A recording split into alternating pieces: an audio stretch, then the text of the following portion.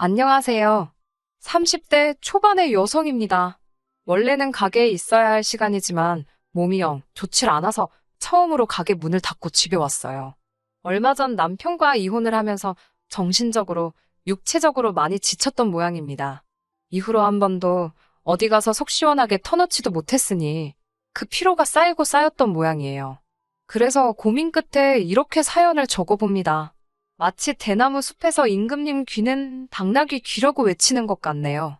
여기다 다 털어놓고 나면 제 마음이 좀 편해질까요? 이혼하게 된 이유를 말씀드리려면 저와 남편의 배경을 먼저 설명드려야 할 것 같네요. 일단 저는 서울에서 몇 손가락 안에 드는 대학을 졸업했습니다.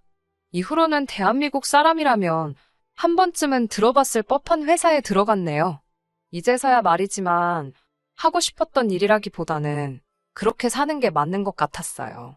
대학을 졸업하고 안정적인 직장을 갖는 것, 그것 말고 다른 길은 생각해 본 적이 없었습니다. 하지만 직장 생활을 4년 정도 하다가 때려쳤어요. 회사 생활에 적응을 못하고 그랬던 건 아닙니다.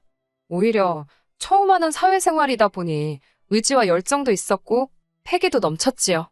주중주말 할 것 없이 제 한 몸을 바쳤다 표현해도 좋을 만큼 열심히 일했어요. 하지만 그 때문인지 한 번은 사무실에서 쓰러지고 말았습니다. 그 길로 바로 앰뷸런스 타고 응급실을 가게 되었지요. 병원에 누워있는데 문득 그런 생각이 들더라고요. 이렇게 사는 게 맞나? 죽기 살기로 일해서 회사 좋은 일만 시키는 건 아닌가? 이 정도 열정이라면 뭐래도 난 잘할 수 있을 것 같다는 겁이 없었던 거지요. 돌이켜 생각해보면 솔직히 회사 생활이 마음은 편했습니다. 제가 그랬다는 건 아니지만 설렁설렁 시간만 때워도 한 달에 한 번씩 돈 들어오잖아요.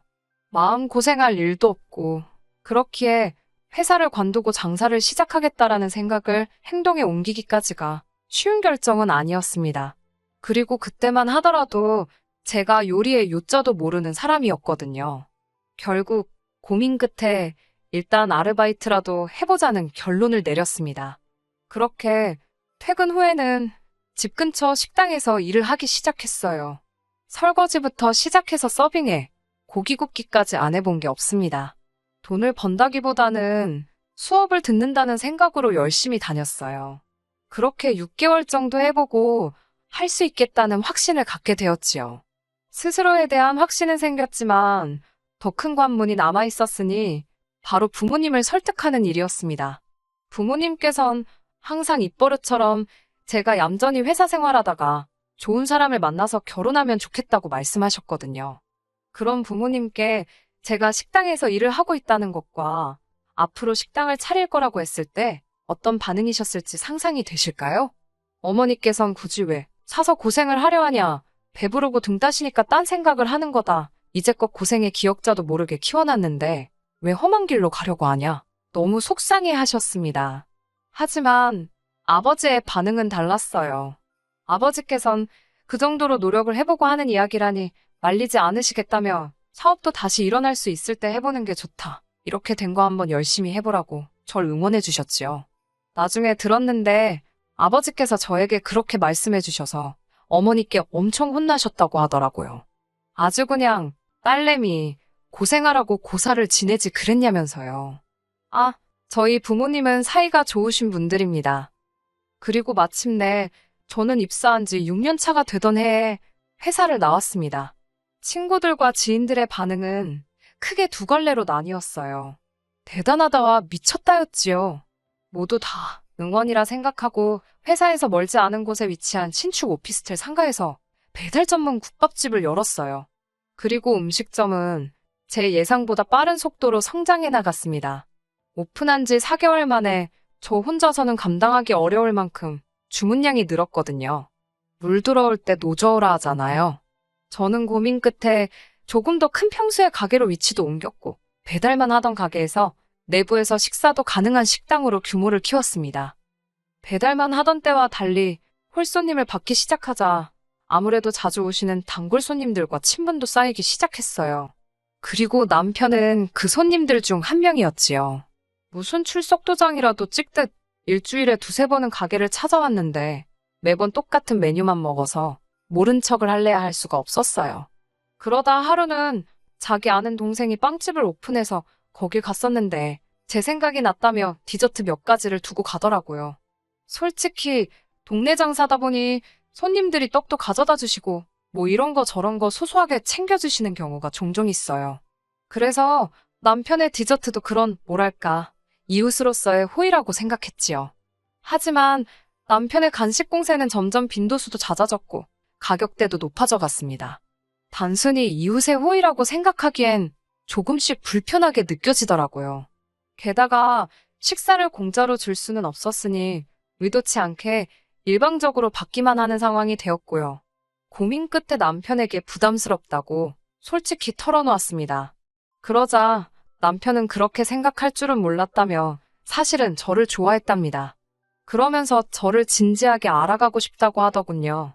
생각지 못한 남편의 고백이 당황스러웠지만 남편이 쑥스러운 듯 죽벽거리는 모습이 왠지 순진하게 느껴져서 제 마음에 문이 열렸던 것 같아요. 저는 남편에게 생각해보겠다 했고 그렇게 일주일 후 저희는 정식으로 사귀는 사이가 되었습니다. 남편은 중소기업을 다니는 평범한 직장인이었습니다. 벌이가 넉넉한 건 아니었지만 사람과 사람이 만나는데 돈이 전부는 아니잖아요. 성실하고 자상한 남편의 성격을 보고 결혼을 결심했습니다. 사실 이 밖에도 남편은 여러 가지 좋은 점이 있던 사람입니다만 결혼해서 이혼까지 한 마당에 제가 전 남편 축혀 세워서 어디다 쓰겠어요? 그냥 제가 바보같이 남편의 성격 하나만 보고 결혼을 결심한 게 중요한 거고 어리석었던 거지요. 남편에게는 위로 나이 차이가 제법 나는 누나가 한 명 있습니다. 결혼 전에는 만나보지 못했고요. 사실 제가 몇 번이고 만나보고 싶다고 남편에게 말은 했었거든요. 주변에서는 신우될 사람을 못하러 만나고 싶어 하냐며 저더러 특이하다, 이상하다 했지만 저는 어차피 한 가족이 될 사이인데 미리 친해져서 나쁠 게 있나? 그렇게 단순하게 생각했어요. 또 저는 남편과는 달리 외동으로 자랐다 보니 신우가 생긴다기보다는 친한 언니가 생기는 거라고 한마디로 멍청한 착각을 하고 있었거든요. 아무튼 남편에게 왜 당신 누나는 날 만나고 싶어 하지 않아 하냐니까 남편이 축벽거리더니 자기가 쪽팔려서 못 보여주겠답니다. 그리고 그때는 뭐가 쪽팔린다는 건지 남편이 정확히 말해주지 않아서 몰랐는데 결혼 후 제가 직접 겪어보니까 너무나 이해가 되더라고요. 저희 신우는 사고방식이 아주 글러먹었습니다. 상식이라는 게 없고 지 멋대로이지요. 자기한테 불리한 상황이 되면 보통 사람들은 잘못을 인정하고 사과를 하면서 어떻게든 상황을 수습하려고 하잖아요. 그런데 신우는 그런 게 없습니다. 잔머리를 쓰거나 거짓말을 해서 상황을 모면하려고 하지요. 게다가 이기적이기도 얼마나 이기적인지 남의 사정이란 건 안중에도 없습니다. 한 번은 이런 일이 있었어요. 결혼하고 얼마 지나지 않아 있었던 일입니다. 신우에게는 8살짜리 아들이 있었는데요. 어찌나 극성맞고 말을 안 듣는지 유치원 원장 선생님이신 저희 친정어머니께서도 상견례 자리와 결혼식에서 시조카를 보시고는 고개를 절레절레 저으실 정도였네요. 저는 결혼 전부터 거북이를 한 마리 키우고 있습니다. 원래는 강아지나 고양이를 입양할 생각이었는데 식당을 운영하게 되면서 아무래도 털 날리는 동물은 안 되겠더라고요. 친구들은 저더러 걱정을 사서 한다고 무안을 줬지만 솔직히 아무리 조심한다고 해도 옷에 붙은 강아지나 고양이 털이 식당에 딸려갈 수도 있잖아요. 위생은 식당의 생존과 직결되는 부분이다 보니 조심스러울 수밖에 없었네요. 고민을 거듭하는 절 보고 한 친구가 저에게 거북이를 선물해 주었습니다. 손도 많이 안 가서 키우기 어렵지 않고 또 계속 보고 있으면 은근히 예쁜 구석이 있다면서요. 그리고 그때부터 지금까지 가족처럼 키우고 있지요. 그리고 이게 문제가 될지는 몰랐네요. 신우 아들이 제 거북이를 엄청 좋아합니다. 신우의 사적인 부분이라 이렇게 이야기를 해도 될지 조심스럽습니다만 신우가 사는 형편이 좋지가 못해요. 누구 하나 저에게 속 시원히 말해준 사람이 없어서 신우가 왜 그러고 사는지는 저도 잘 모르고요. 아무튼 반지 앞방에서 신우 부부와 그 집 아들 그리고 더 어린 딸까지 네 식구가 같이 살고 있었는데 솔직히 말이 반지하지 집안에서 햇볕 한 점 보기 어려울 만큼 지하나 마찬가지인 곳이었습니다. 신우 말로는 곧 아파트로 이사 갈 거라고 했지만 처음엔 저도 괜한 오지랖으로 거기서 옴짝달싹 못하고 시족하더라고 지내는 신우가 안쓰럽더라고요. 그래서 몇 번 신우가 저희 집에 놀러가도 되냐고 물어봤을 때 그러라 했었습니다. 그런데 그게 화근이었지요. 신우는 제 말 뜻을 아무 때나 와도 좋다쯤으로 이해했나 봅니다. 이후로 연락도 없이 찾아오기가 여러 번이었거든요. 저는 화요일에 가게 문을 닫았고 남편은 다른 직장인들처럼 주말에 쉬었습니다. 그렇다 보니 신혼인데도 서로 얼굴 볼 시간이 많이 없었던 게 사실이에요. 그렇다고 해서 그 점을 불평하진 않았습니다. 솔직히 서로에게 방해받지 않고 쉴 수 있으니 좋다고 생각했거든요. 그리고 주말 중 하루는 남편이 가게에 나와 일을 도와주기도 했으니 딱히 서운할 건 없었지요. 하지만 신우가 시조카드를 데리고 주말마다 오기 시작하면서 저희의 생활 패턴에 조금씩 금이 가기 시작했습니다. 게다가 신우나 시조카나 할 것 없이 저희 집을 자기들 집처럼 활개를 치고 다녔으니 저도 모르게 점점 예민해지더라고요. 문제가 된 그날은 아침에 준비한 국밥이 평소보다 일찍 다 팔려서 생각보다 이른 귀가를 했어요.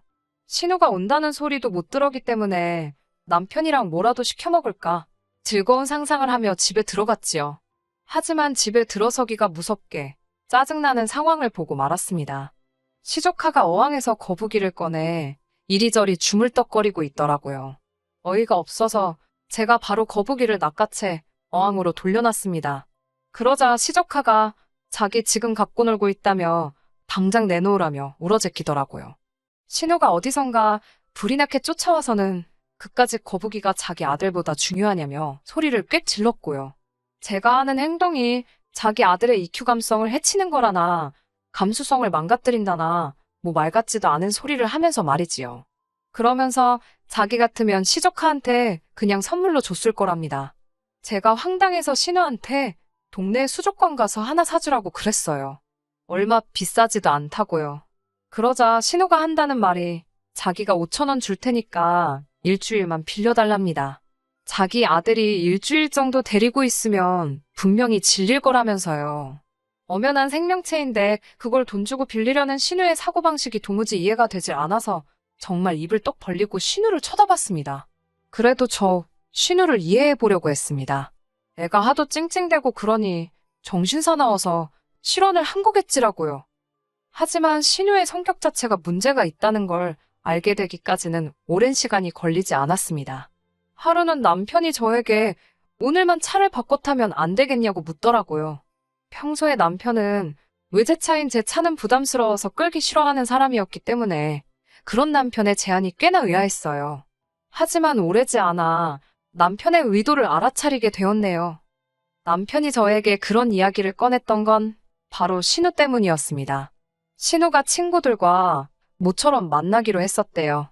그런데 신우가 저희 남편에게 그 약속 이야기를 하면서 제 차를 좀 빌려달라 하더랍니다. 남편은 그러면 누나가 직접 이야기하라 했대요. 그런데 신우가 자존심 상한다고 어떻게 그런 소리를 하냐면서 너는 네 누나가 네 마누라한테 아쉬운 소리 하는 게 보고 싶은 거냐며 악다구니를 썼다네요. 그 기세에 눌린 남편이 결국 저에게 말도 안 하고 제 차를 신우에게 가져다 주었고요. 제가 이 사정을 알게 된 건 신우가 사고를 냈기 때문이었습니다. 막말로 티나 안 나게 조심히 타지 이게 다 무슨 일인가 싶어서 짜증이 몰려오더라고요. 남편과 신우가 잔머리를 굴려 저 몰래 제 차를 가져갔다 보니 보험이고 뭐고 아무런 대비책도 없었거든요. 큰 사고는 아니었지만 결국 상대방에게 현찰로 300을 주기로 하고 대신 법적인 절차는 밟지 않는 쪽으로 이야기가 되었습니다. 그리고 상식적으로 이 일은 신우가 수습하는 게 맞다고 생각했기에 300을 달라고 했어요. 그러자 신우가 보이는 반응이 아주 가관이었습니다. 아주 정색을 하면서 그걸 자기가 왜 내냐고 저에게 따지더라고요. 그러더니 대뜸 저희 남편한테 뒤집어 씌우는 게 아니겠어요? 보험도 안 들고 자기한테 차를 가져다 준 제 남편이 잘못한 거라면서요. 그러면서 절대로 300은 못 준다고 아주 어깃장을 놓았습니다. 제가 신우였으면 이후로는 솔직히 올케인 제 눈치가 보여서라도 더는 아쉬운 소리를 안 했을 것 같아요. 하지만 저희 신우는 정말 속도 없더라고요. 합의금 300이 해결되기도 전 신우가 말 같지도 않은 부탁을 해왔습니다. 저더러 집을 좀 빌려달라대요. 저는 처음에 제 귀를 의심했어요. 세상에 돈 빌려달라는 사람은 있어도 집 빌려달라는 사람이 있을 거라곤 상상도 못했으니까요. 제가 그게 무슨 소리냐니까 자기 친구가 미국에서 한국으로 놀러를 오는데 그 친구가 머물 곳이 필요하대요. 신우는 언젠가 기회가 되면 자기 애들을 그 친구에게 보낼 생각을 하고 있다면서 그 친구한테 잘 보여야 된다대요. 제가 어이가 없어서 그럼 저랑 남편은 어떻게 하냐니까 그 식당에 쉬는 방이 있지 않냐입니다. 제가 그게 무슨 방이냐고 한 사람이 간신히 다리나 뻗고 앉는 공간이지 아무튼 말도 안 되는 소리 하지 말라고 했습니다. 그러자 신우는 저더러 사람이 뭘 그렇게 야박하냐며 가족을 위해 일주일만 양보 좀 해주면 덧나냐고요.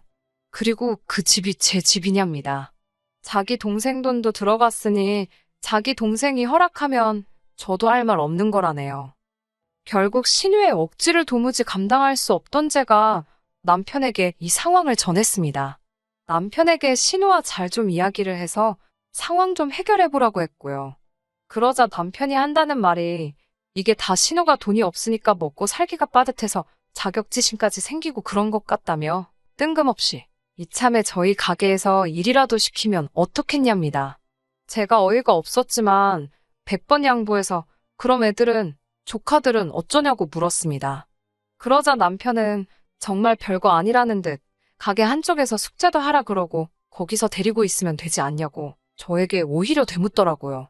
어처구니가 없어서 진심이냐고 물었더니 남편은 한 가족이니까 서로 돕고 살면 좋지 않겠나 싶어 해본 소리랍니다. 남편에게 지금 신우 자격지심을 나더러 어떻게 좀 해보라는 거냐고 그걸 왜 내가 품고 가야 하냐고 물었습니다.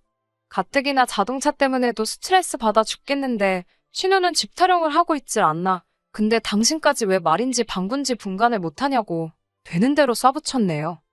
결국 이후로 3, 4일 동안 똑같은 이야기로 몇 번의 실랑이가 있었고 급기야 남편은 그러면 신우 친구가 어디 호텔에 머물 수 있게 우리가 얼마 좀 보태주잡니다.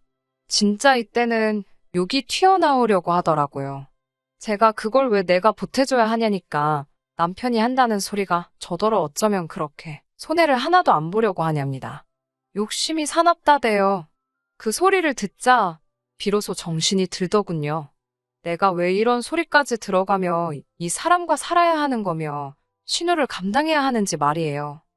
더는 참을 수가 없어서 남편에게 헤어지자고 했습니다.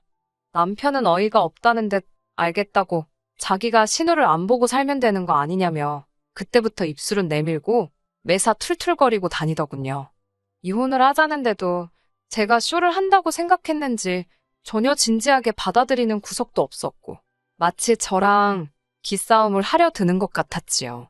신우랑 연락을 끊는다고는 하지만 그게 쉬운 일도 아닐 테고요. 피는 물보다 진하다는데 그걸 어떻게 끊어놓겠어요? 그리고 솔직히 그 밖에도 재산이라던가 여러 가지 요인들을 고려해봤을 때 더는 남편과 결혼 생활을 유지한다고 해서 저에게 나아질 건 아무것도 없겠더라고요.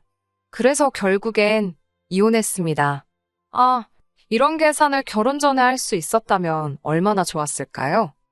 남편과 제 사이에는 아이도 없었고 생활비를 제외하곤 각자 돈 관리를 하고 있었기 때문에 이혼 과정은 어렵거나 복잡하지 않았습니다. 이후로 저는 처음 장사를 시작했던 초심으로 돌아가 열과 성을 다해 가게에만 신경 쓰고 있습니다. 이혼까지 하고 돌아보니까 삭막하게 들리겠지만 절 배신하지 않는 건 돈밖에 없다 싶더라고요. 그래서 오늘도 열심히 돈 벌고 왔네요. 그 300은 이혼할 때 남편 몫에서 제가 셀프로 정산했습니다.